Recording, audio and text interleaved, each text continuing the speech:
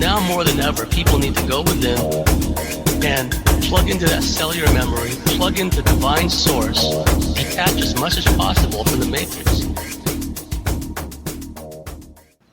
Hello again, everybody. This is James Bartley, and you're listening to the Cosmic Switchboard Show. Today, my very special guest is Patricia Farrington of the InterstellarCosmicConversations.com website. Patricia also has her own dedicated YouTube channel, and in the relatively short time I've known Patricia, we've actually been Facebook friends for quite a while, and had a long distance connection.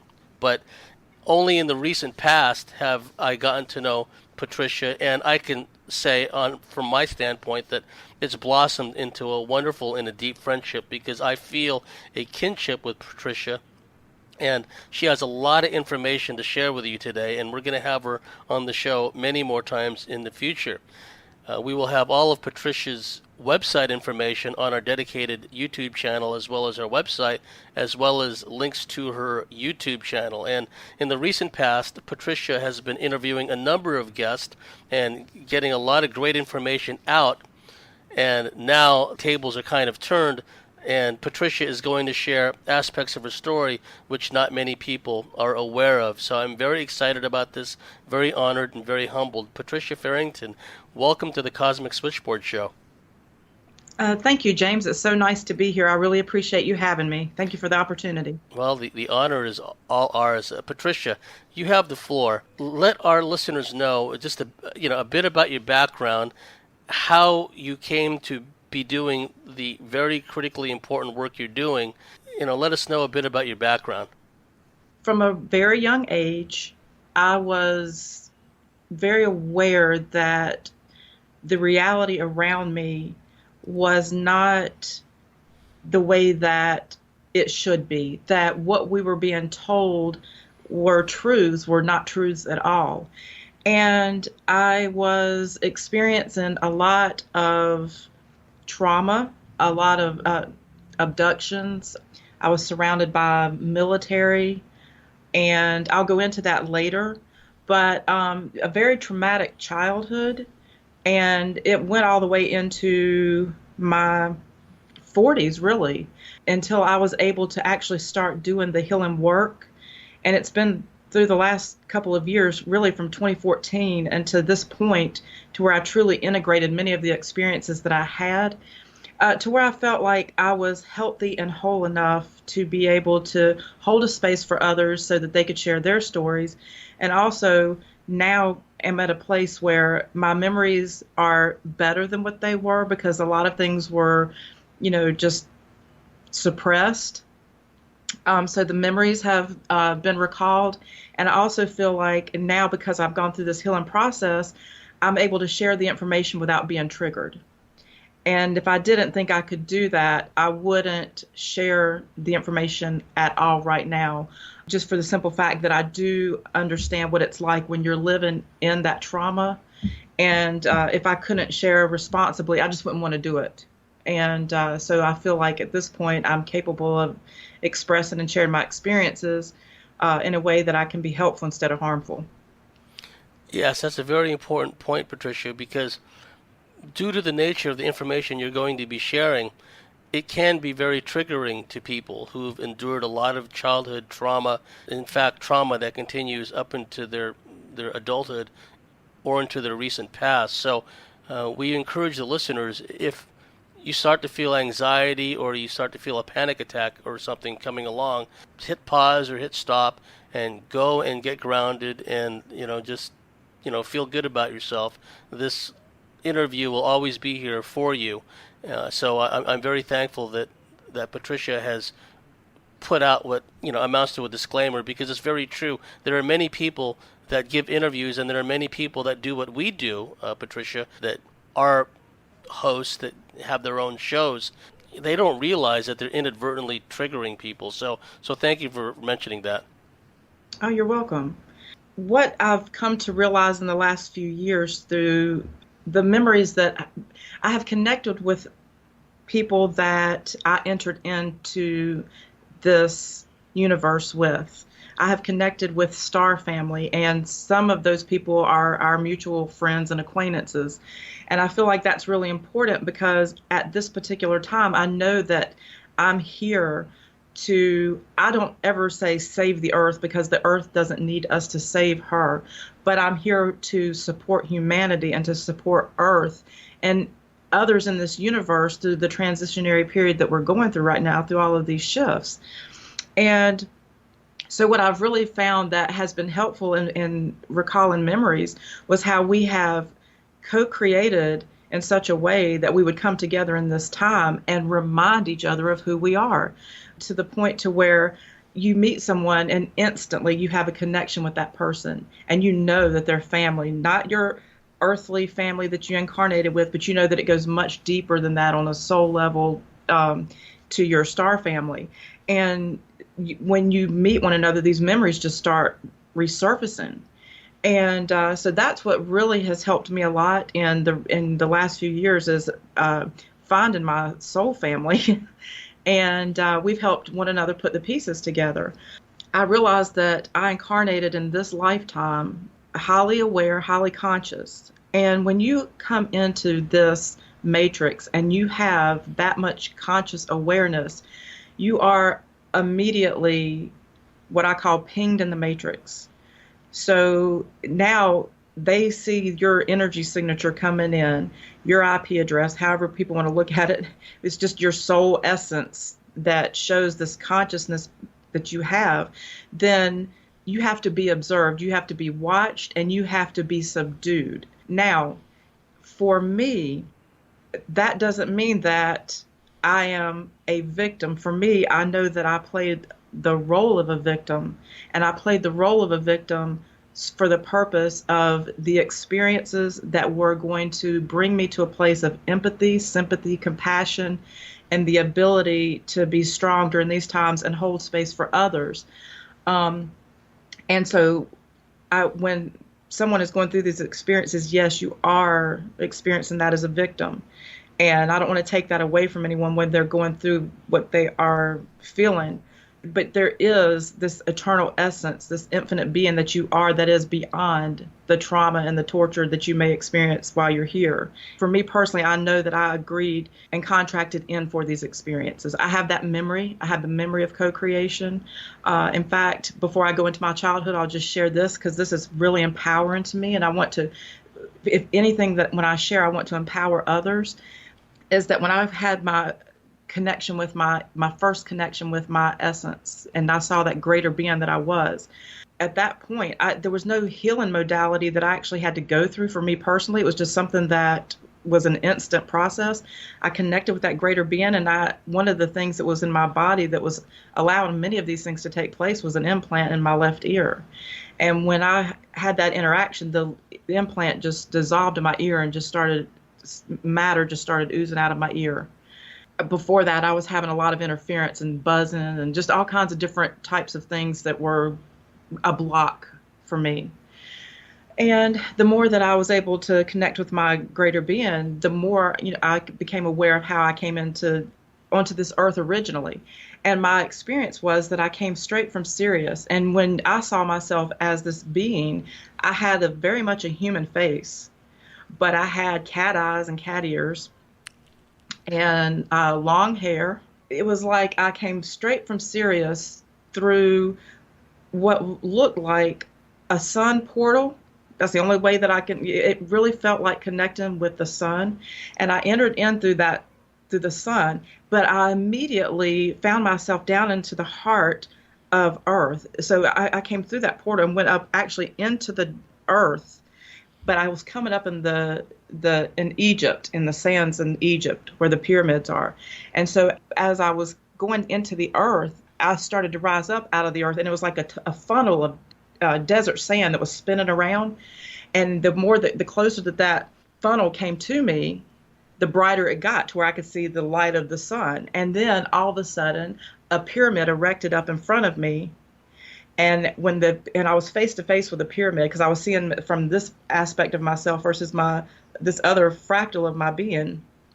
And then when the pyramid erected, the all seeing eye, all knowing eye popped up in the center of the pyramid, and then it collapsed.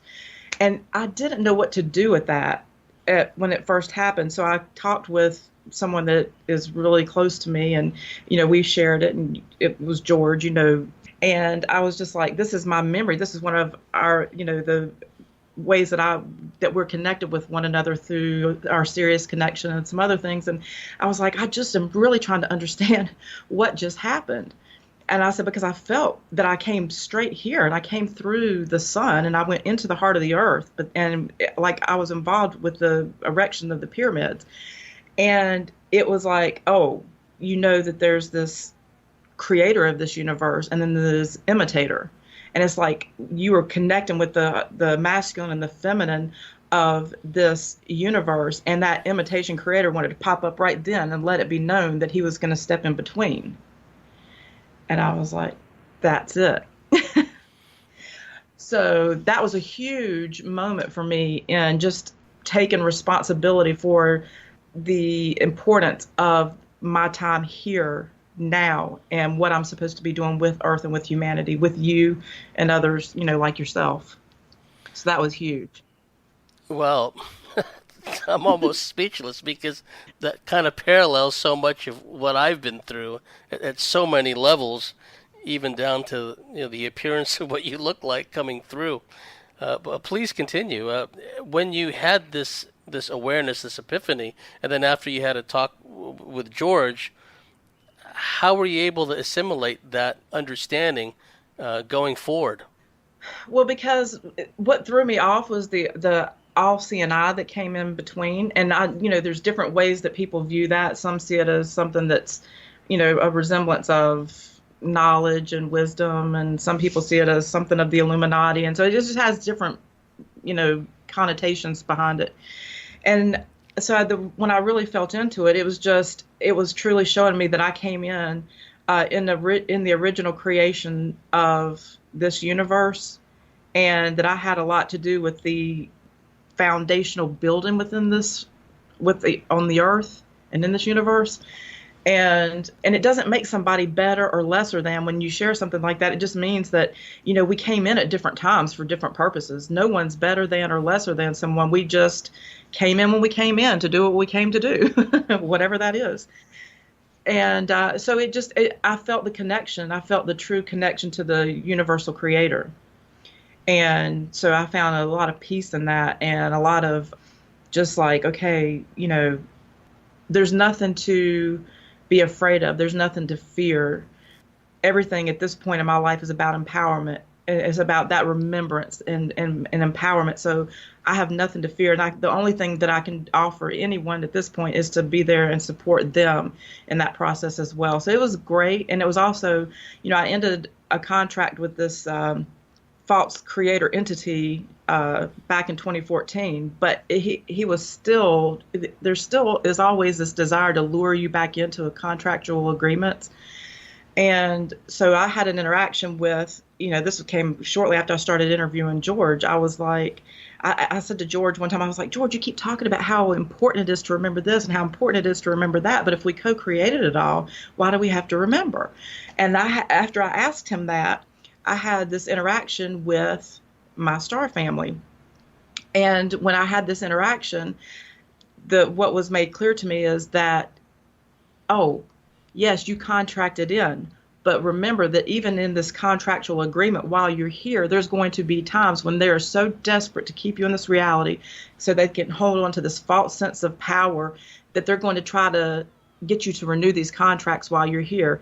They're going to be tricksters. They're going to do anything they can to try to get you to not remember who you are and to lure you right back in and loop you around, round and round, reincarnating back in to keep power. And so I was talking to George, and I was like, George, and I shared with him, and I said, is this what? He goes, yeah. And I said, oh, why didn't you tell me that? That's what I've been waiting to hear. And we kind of laughed about it because that's what I came to realize. Oh, yeah, we co-created, but there's all kinds of loopholes that we could, we have to pay attention to. And so that's where remembrance to me becomes very invaluable. And that's where you start get into like okay, why are they chemtrailing? Why the fluoride? Why the vaccines? Why all of the different things that are taking place? They're taking place to keep you unaware. Yes. Yeah. And so that became so what at that point I was like, okay, it's never my place to look at another person's experiences and judge those as good or bad or better than or less than, but it's about me remembering. It's about me focusing on why I came here, what I'm to do, and how I support the process. And so once I came to that awareness, then it allowed me to truly begin to function from a state of what I call just being, to where the triggers are gone. The ability to share information is very simple because I have that confirmation, I have that awareness. I know who I am now, so I don't have to fear that anymore. I don't have to fear not knowing or not remembering. I've gone through a similar process, like I mentioned earlier, where you come to this realization, I did, and many others did, choose to have this incarnation at this particular time.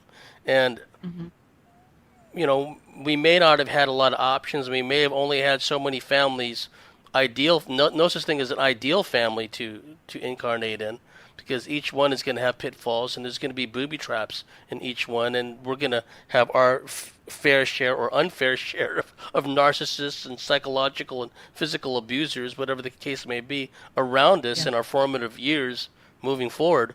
But you know what? We make the best of the situation. And that's where the Yeah. empowerment comes in.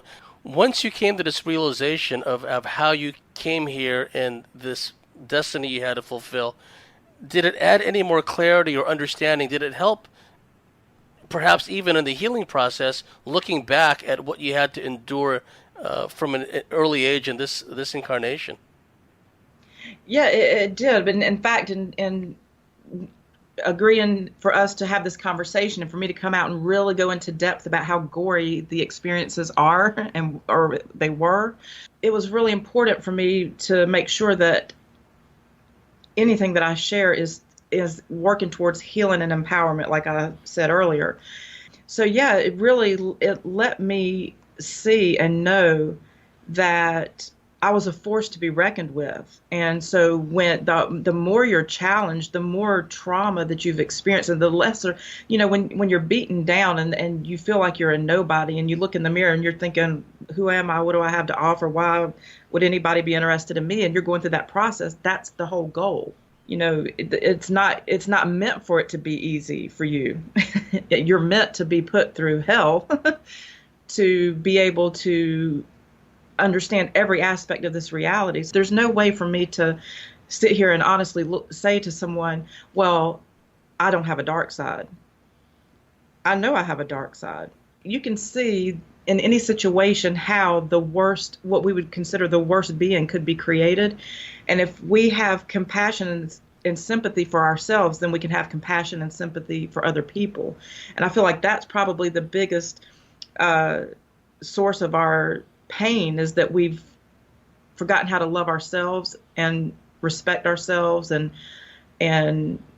know who we are as infinite beings. So it's so much easier to just look at everything as a good versus evil, and to not address the fact that you have a dark side, or you could play the dark character in the play. Yes, and the fact that, at least in my case, and I've talked about this before, in some of my earthly incarnations, I was definitely like what some would perceive as a bad guy, right? Yeah. But I think that Yeah. in the overall scheme of things, the way my oversoul, and this is not being wise after the fact, intuited this, and I've given it, a lot of thought. At some level, I had to have those incarnations in order to be able to be the person I am today, to have the empathy, but also have kind of, in some sense, a strategic kind of mindset where I can see how patterns form. I can see how plans, strategies, tactics come into play. I can see how deception works at all levels. It's helped me Yeah. to be on the other side of things, on the wrong side of history, if you will. I forgive myself because those incarnations are happening in parallel. They're happening in the eternal now. They're not in the past. They're like happening Right. now at a different frequency. And sometimes that energy and those feelings and emotions, there can be some bleed through, especially now when the frequencies are such in a flux state and spiking through the roof at times. Now, more than ever, we have to be forgiving of ourselves and just embrace all of ourselves, all of our past lives, parallel future lives, and our inner shadow. Thank you so much for sharing that. Oh, yeah, you're welcome. Yeah, and it's like I can see someone could make excuses for me if I went through trauma as a child, and then I made decisions later in life to maybe, inflict trauma on someone else. But maybe in some cases I show compassion and empathy and sympathy for one group of people or beings, and then on another hand, I'm just horrible to someone else. You haven't lost all of the good that you are, but you can see the shadow and the light kind of, doing their dance in your life. I mean, if we're all honest with ourselves, we've got it. Even if it's just in a hateful comment we make to someone, that's coming from a dark place. I'll go back to my childhood now, but it was really important for me to share this first. It seems like I'm going backwards, but I'm all about the empowerment first.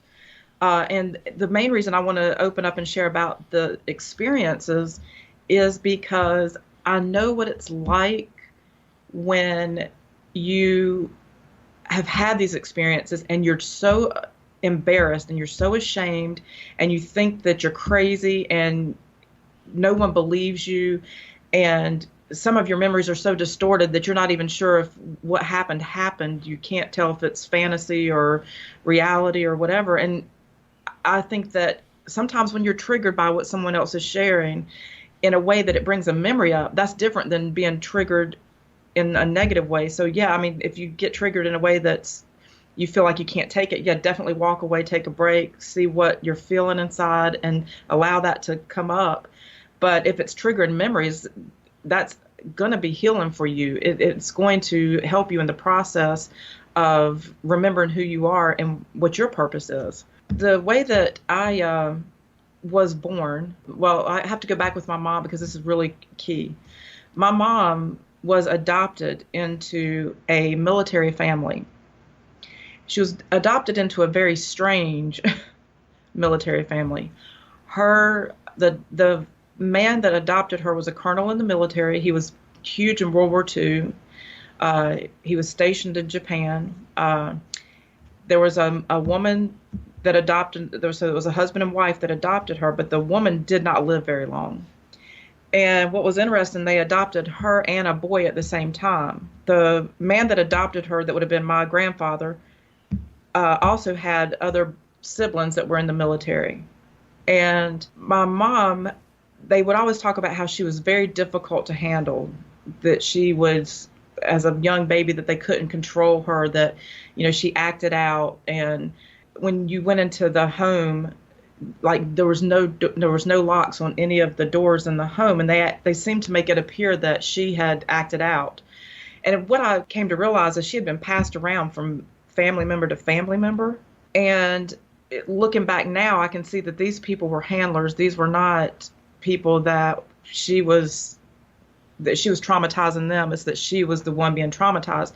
But she had created so much trauma in my life that I wouldn't even listen to her. I didn't believe anything that she had to say because I was dealing with my own pain at the time. She got pregnant with me when she was 17 years old. No one would ever let me know who my dad was.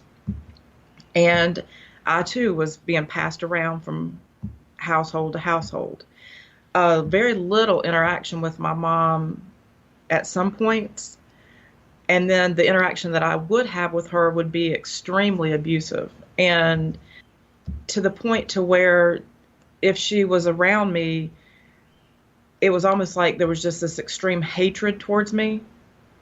And it would be like, she'd like put me under a water spigot and hold me under a water spigot until the point where I would almost pass out.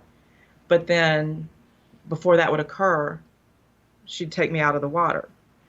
There was a lot of just really bizarre behavior that went on with her and myself. But what's really interesting, my memories go back to the age of 2. I can remember things from 2 years old.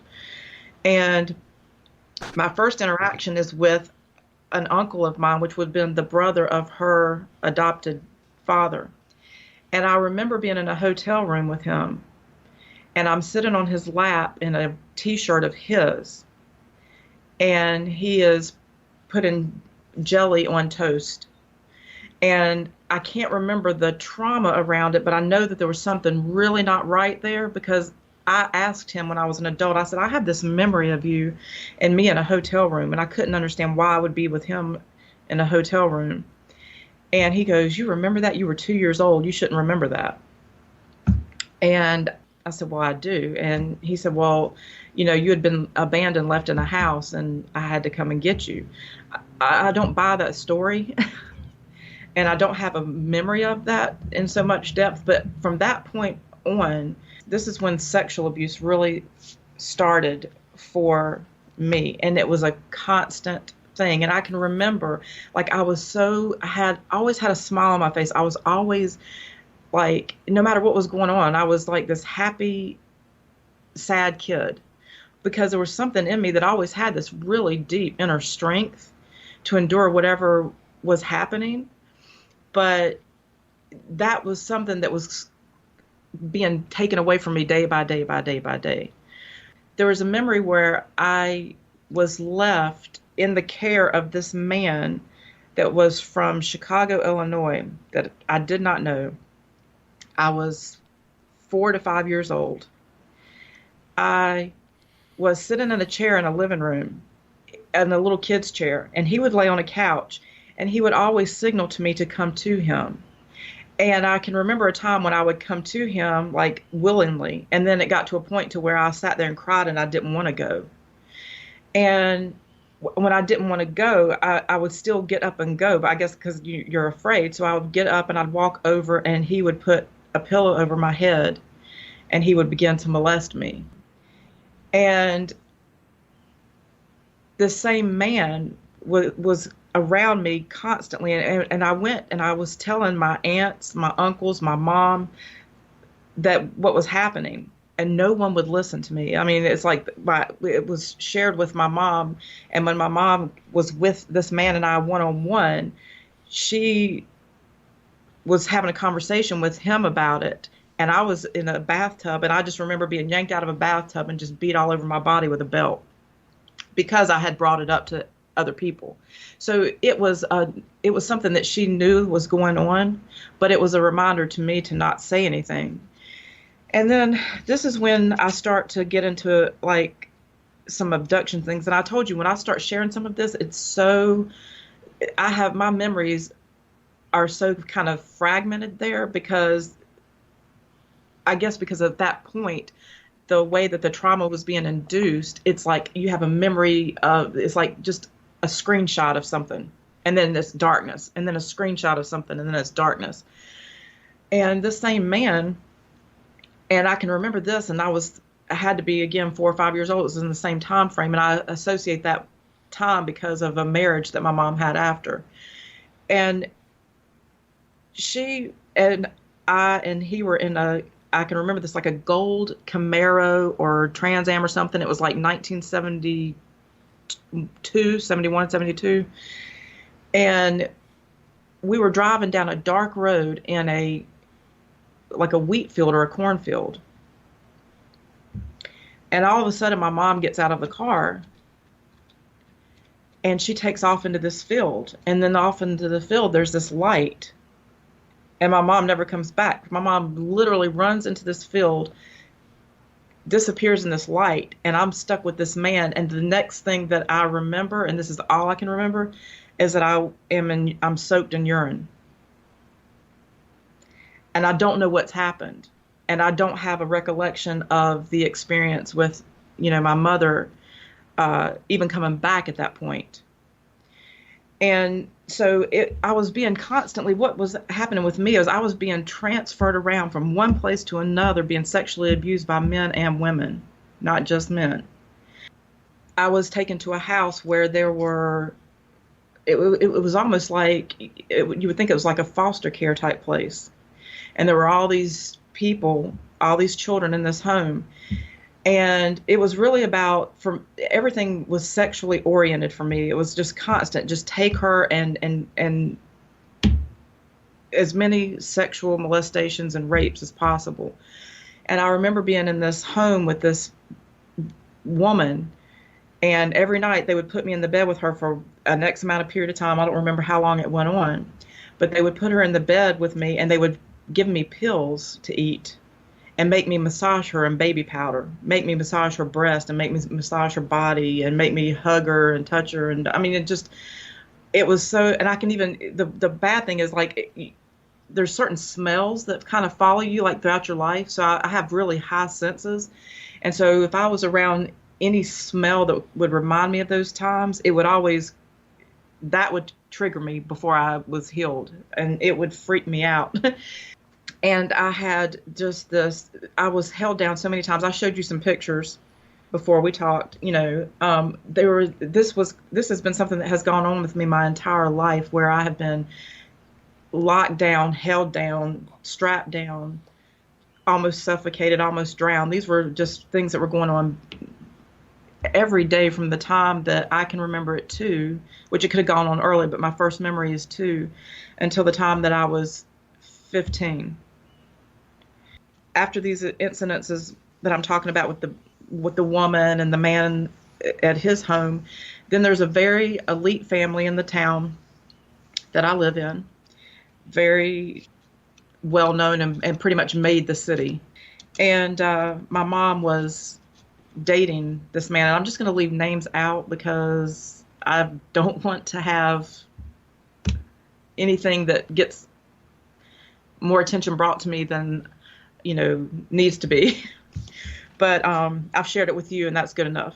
The family was very elite for where I live. My mom was dating this man, and very, very interestingly, he was hanging out with this aunt and uncle that were primarily taking care of me when my mom wasn't taking care of me, and I wasn't being passed around from home to home for whatever was going to go on at the time. Now, what's really interesting about my aunt and uncle is that they were brother and sister. They weren't husband and wife, but they lived in an elite area in the town that I live in, and they lived together their entire lives, never married. And all they did was raise other people's children in and out of their home. But I mean, like, what was considered family. And so when this man that my mom was dating was around, he would come and sit down at their home, and they would cook for him, and he'd interact with the family. And it was all like everybody was, all getting along, and everything was just great. But when I would go to his home, he had a mansion, and when you walked in, it was a black and white checkered floor, and it had the red carpeted staircase, the winding staircase that goes all the way up. And he would be dressed like a vampire. Oh. He'd be dressed like Dracula. And I can my first memory, the way my mom introduced that to me was she took me for Halloween. And so it was like, it wasn't a big deal because it's Halloween, but it was still so terrifying that, the kids, we took off running. But I've got other siblings, but I was always isolated and treated differently from them. And we don't have the same dads. And I feel like there's something very unique that ties in with the way that I incarnated here. And with my mom, there's something unique about she and I because of the situations that we had been in. So it started out, like that's how he introduced himself, was on Halloween. And so then there were times that, I would go back to this home, and he would always be dressed like a vampire. And it was getting to the point to where it was really going to be serious between him and my mom. And so he built this playhouse out back, and he put like this elaborate swing like you would see in a child's park, like swing set type thing that was like commercialized, like not something that would be in somebody's backyard. And he was putting all these things like to lure me there, like trying to create this playland for me. And in the process, he had in his home underground like a sex dungeon. And I would be taken into that area with and without my mom at different times. And literally, as a little kid, using machines on me. And what I remember from that is, and anytime I'm around some child that's been through that, I immediately pick up on it because what I felt in my body, if I'm in your energy field, if you're a predator, I feel that energy. If you're a child that's been molested, I feel that energy. And what happens to me is I will feel deep warmth, like a painful warmth in my body, because that's what's created in that area. For when you're a child and you're being traumatized there, it's just like this excruciating heat and pain. I can just give you the example of John Benet Ramsey. When that came out, I didn't know her. I didn't have to know her. I went into like this deep emotional state because I could feel what had happened to her. And I have that ability. I do have intuition. I do have knowings. I've had these kind of things my whole life. And I think that there again, those were things that they were trying to suppress. And if I would try to share these things, it didn't seem believable to people because of the way that my life was unfolding. The events that I would share, it just didn't make sense to people. But so anyway, I got sidetracked on that, but the reason I was saying, I just remember what that felt like because the machines that they were using on my organs as a child, it was so intense, so painful. And this was just something that was just going on all throughout my childhood. And I was never getting a break from that. I was never getting a break from somebody wanting to touch me sexually. And I was never getting a break from the beatings because whatever was going on with my mom, she was so traumatized too. Because I've gone back and forth with this. Was my mom a handler or was she someone being handled? And really, after really feeling into it, I know that my mom wasn't a handler. My mom was a traumatized person. And I know that she really had a love for me. I actually feel that love that she had for me, but she was not able to express it. And she actually could see that no matter what happened with me, that I had this strength that she didn't have. Like she really caved into the weakness. So she ended up becoming just like, she didn't drink alcohol, but she would just stay medicated.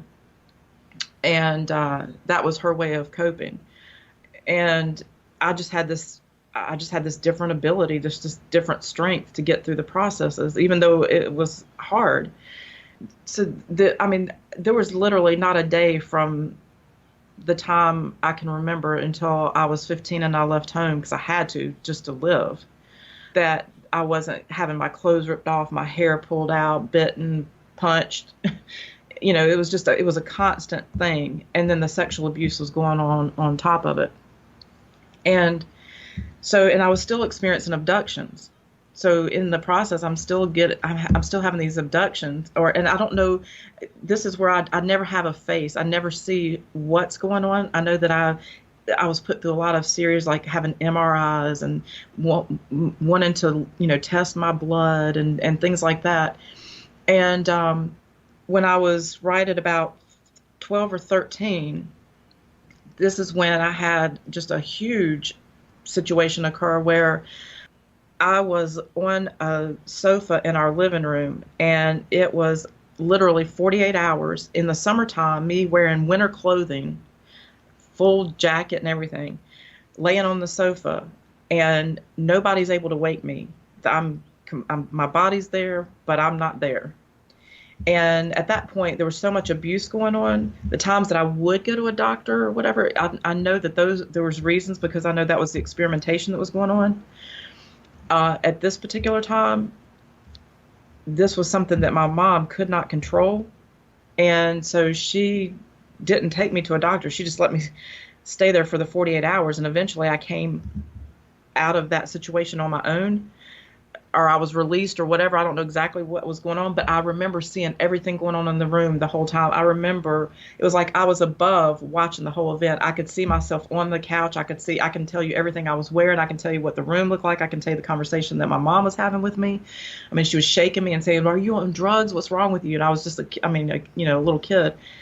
And so it's like I was just having all these sexual, abuses, and then the abductions going on top of it. And I can't remember. I remember beings being over me. I remember rooms and places, but I never see faces. I can't tell you if it was a reptilian lizard or if it was a gray or whatever, or if it was a doctor in a white jacket, because I can't see that part of it. I can't see what was taking place at that point.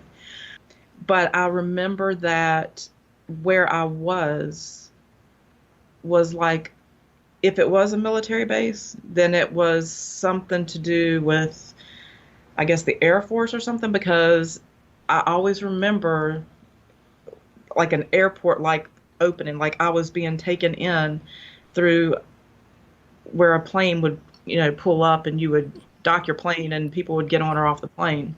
Like a hangar or a terminal? Yeah, the actual entryway where they pull up and drop you off, whatever you call it. And so, it's just like, these were things that were going on. And so you really start to look at all these experiences that you're having in life, and you're going, wow. And this is just going up to when I'm, I'm just sharing to when I'm like to the age of 13 to 15, when at 15, it was just like, at that point I had to get out, because it was truly, I wasn't going to make it, because my mom was sending me off every Saturday. A man would come and pick me up, and she'd send me off to a hotel with him, and I'd have to have sex with him, and they'd always give me these pills before I'd go. So it was always pills and sex. And I don't know what those pills were doing, because I actually am aware of what was going on. But this was going on every Saturday for so many, probably for like 6 months or more. And I couldn't do it anymore. I mean, I was just like, I can't, because my first encounter, I got ahead of myself. I told you this is hard for me to share all this because it's so much, and you're trying to go back, and it's hard to go through 50 years.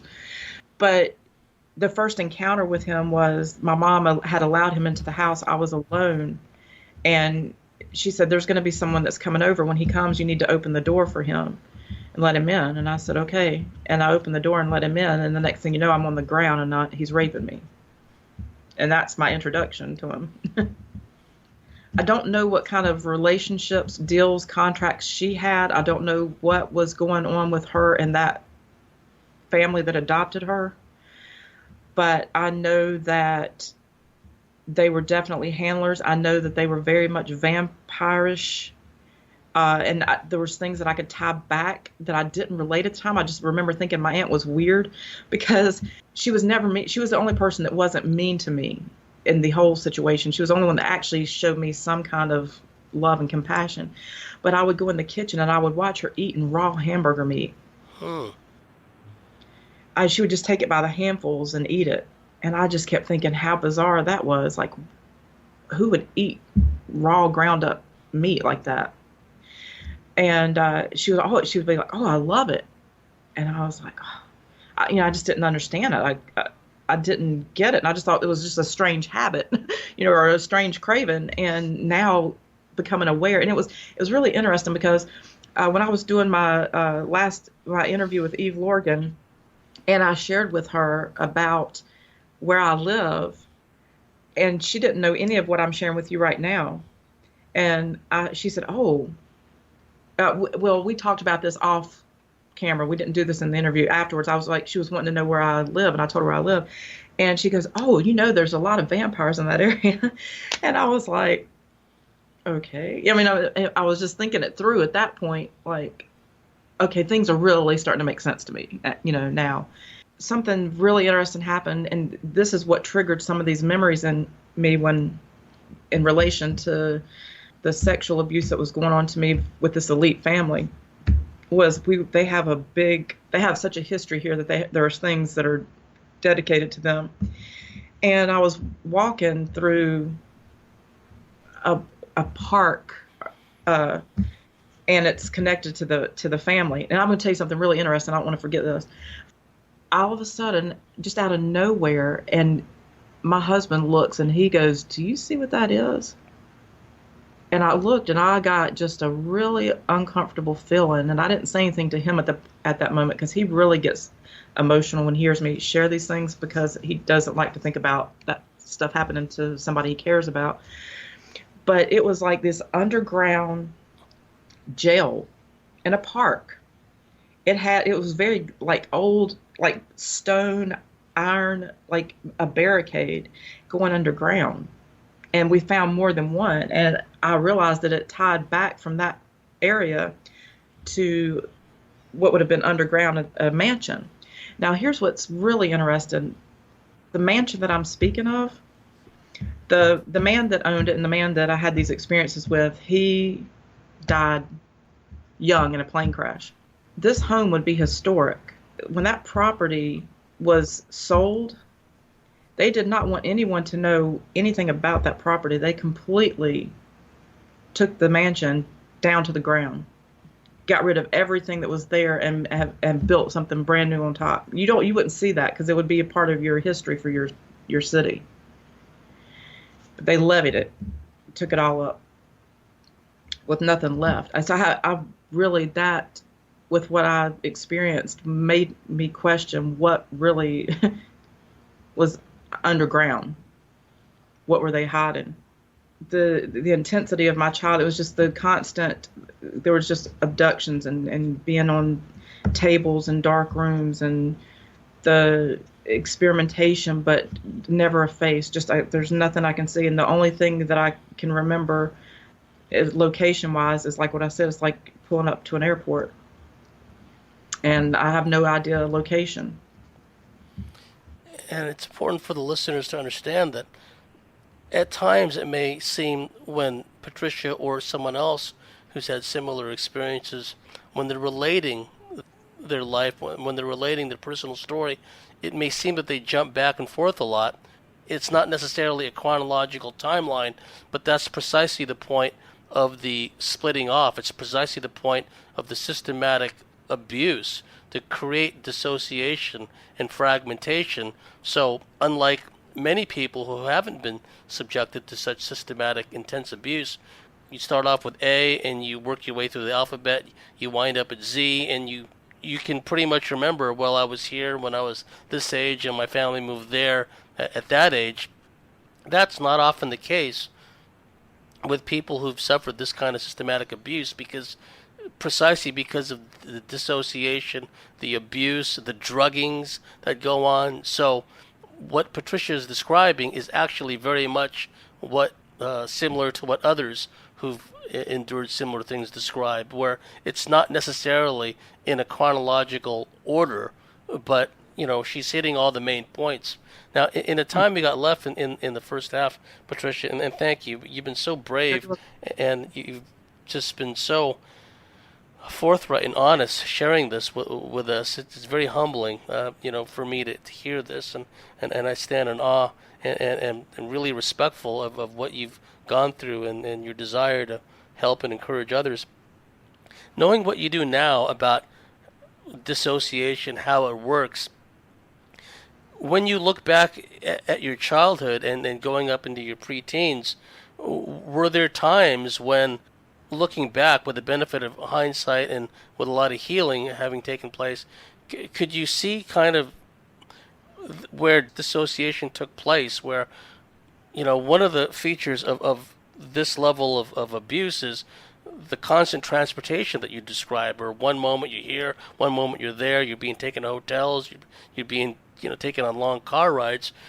Are there times when you look back and you see things really from a perspective of the person who was being abused at a time, or do you see things at times and have had to work through looking through it from the perspective of, say, an altar or something like that? And has the concept of altars ever manifested in your life?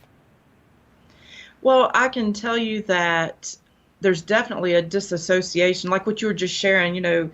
First of all, you're going through trauma. Well, when someone's saying, "I'm going to do this to you," don't cry.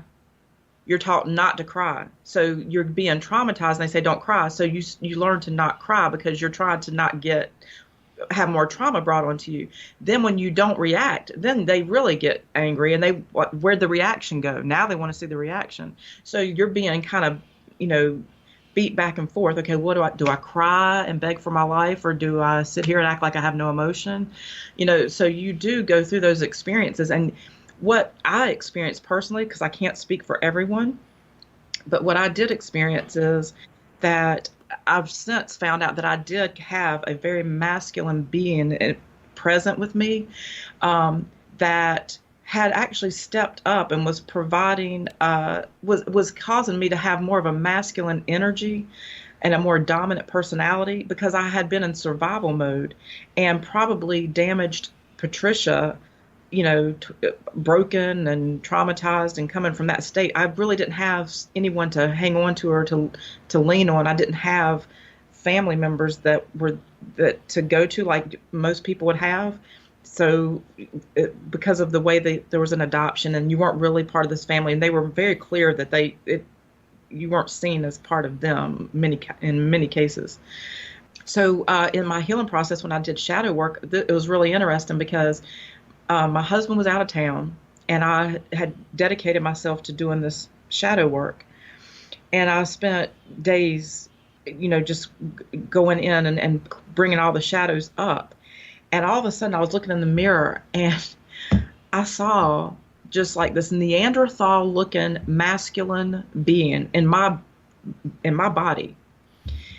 And I was like, what the heck? And I realized that was a manifestation, an aspect of myself that was actually pulling me through, which, as I share other experiences, you'll see how that was being used, or how that character came out in the process of me going through survivor mode, I guess, and then going through the healing process. But when my husband came home, it was like it literally had to transition out of my body, so you could see the physical effects coming through as it was manifesting itself and then moving out.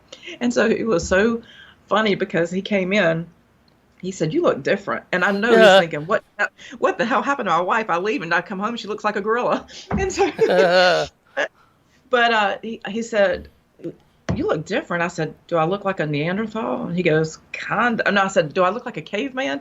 And he said, "Kinda." I said, "You won't believe this." And so then I went on to share with him. I said, "I just figured out why I've carried around so much masculine energy throughout my life, because this being was attached to me. This was a part of me that had been manifested to allow me to protect the traumatized little girl."